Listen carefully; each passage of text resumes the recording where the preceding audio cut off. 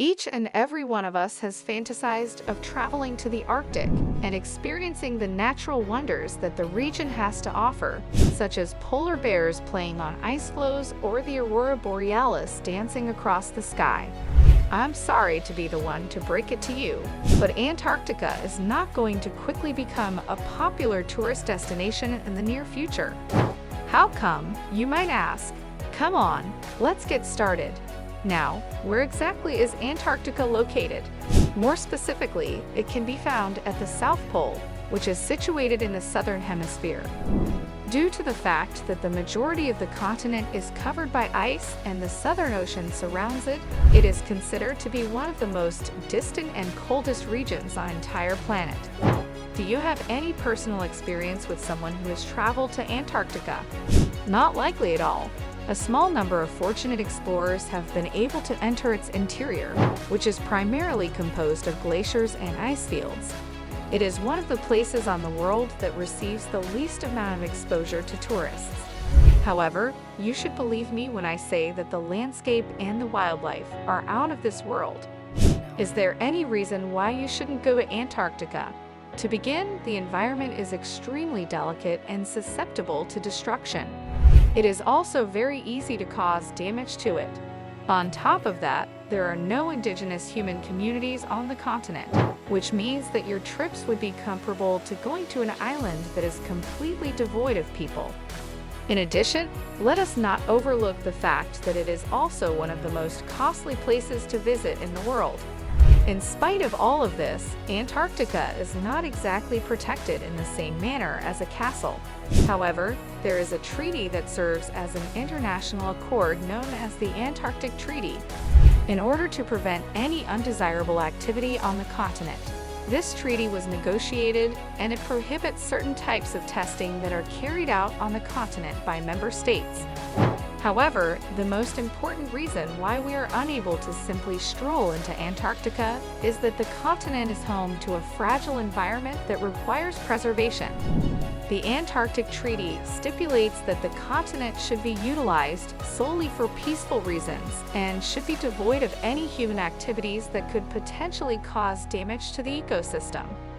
In spite of the fact that scientists are still discovering about the continent's one-of-a-kind ecosystem, the delicate balance that exists there could be upset by our activities and artificial technologies. It is not exactly a stroll in the park to obtain authorization to travel to Antarctica, but if you are still yearning to go there, good luck.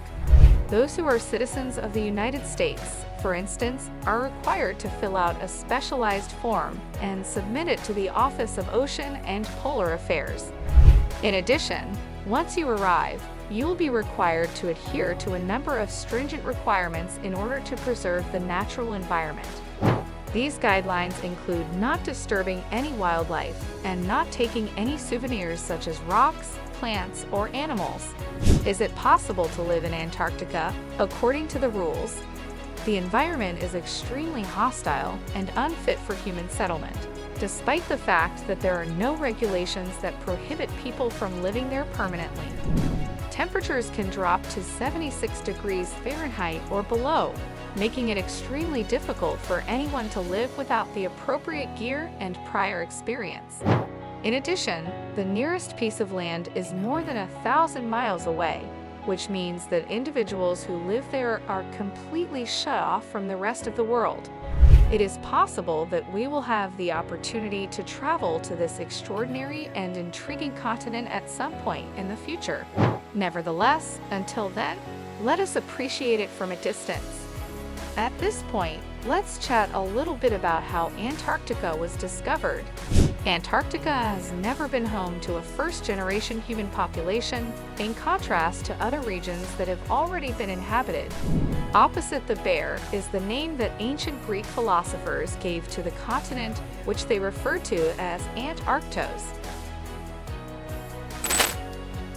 It is important to note that the bears that are being referred to here are not the polar bears, but rather the Great Bear and Little Bear constellations, which can only be seen from the Northern Hemisphere point of view. As a consequence of this, the word is a manifestation of the antithesis of the land of the bear. Beginning in the late 1700s and continuing into the early 1800s, whalers and sealers would travel further south as they rounded Cape Horn, which is located at the very tip of South America. The first sighting of Antarctica is widely acknowledged to have occurred in January of 1820 during the voyage of two ships under the command of Captain Fabian Gottlieb von Bellingshausen, Fabi * and Gott * Lieb von Belling*Schausen. This voyage was part of a 2-year exploratory expedition around the world with the purpose of discovering new lands. Since the time of Captain Cook, the ships of the captain were the first to successfully traverse the Antarctic Circle. On January 24, 1895, during the whaling trip of the ship Antarctic headed by Henrik Bull, the first indisputable landing on Antarctica took place near Cape Adhere. This event took place a significant amount of time after the initial landing. During the calm conditions, a small boat with 6, or possibly 7, men on board traveled ashore by rowing. It is possible that you would not believe this, but Antarctica is in fact a desert. Because there is so much ice, you may expect that it would be like a winter paradise, complete with snowball battles and hot cocoa for the entire day. Camels, cacti, and individuals who are having a hard time finding water are the things that come to mind when we think of deserts. On the other hand, things are completely different in Antarctica. It is not challenging to locate water. Rather, it is challenging to locate anything that is not coated with ice. During the previous 3 decades, the average amount of precipitation has been slightly more than 0.4 inches. When compared to what we are accustomed to, that is comparable to a few drops of rain.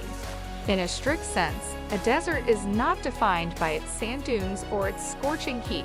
Rather, it is defined by its characteristics. This is due to the absence of precipitation. It is not necessary for you to be concerned about becoming thirsty in the event that you ever find yourself in Antarctica and find yourself disoriented. If you want to avoid turning into a popsicle, you should carry a jacket and some mittens with you because the temperature is well below freezing. Antarctica is not only one of the driest regions on Earth, but it is also the coldest, the windiest, and the highest spot on the planet. This is an example of overachieving.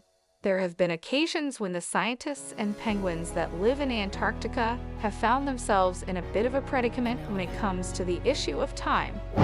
You have to understand that, in contrast to the rest of us on this vast blue world, Antarctica does not have a time zone. It is a bit of a challenge to determine what time it is because all of the lines of longitude meet at a single point at the South Pole. This makes it difficult to determine what time is. The question that you might be asking yourself at this point is, but how do the researchers and scientists keep track of time down there? Excellent question. In most cases, they ensure that they adhere to the time zone of the nation from which they originated. On the other hand, because so many stations from different parts of the world are located on the Antarctic Peninsula, things can get a little bit crazy. Trying to collaborate with your neighboring countries without accidentally waking them up in the middle of the night is a challenge that you can find yourself facing. It is possible that you would believe that there is not much that could survive in a location where the temperature is exceedingly low, the sun is scarcely visible, and the wind could blow you away as quickly as a tumbleweed falling through the air. However, just like in many other regions on Earth, life was able to find a way to grow in Antarctica. Not only is this frozen continent bustling with activity, but you won't believe it any longer. In turn, it attracts a large number of seals and a greater number of penguins than you can shake a fish at. It is home to billions of krill population. What do you think about this video? Do let us know down in the comment section below. If you enjoyed this video and want to hear from us again, be sure to hit that subscribe button before you go.